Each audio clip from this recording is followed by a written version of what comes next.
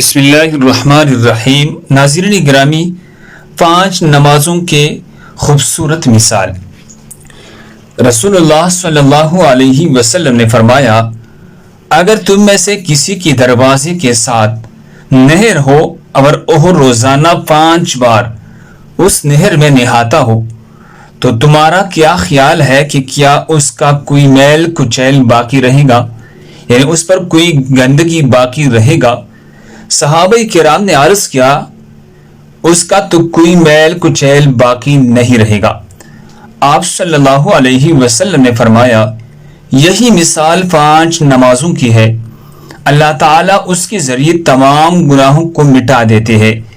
صحیح مسلم حدیث نمبر 667۔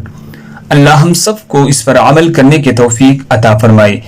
دوسری مسلمانوں کی فائدے کے لیے آگے ضرور شیئر کریں۔ جزاکم اللہ۔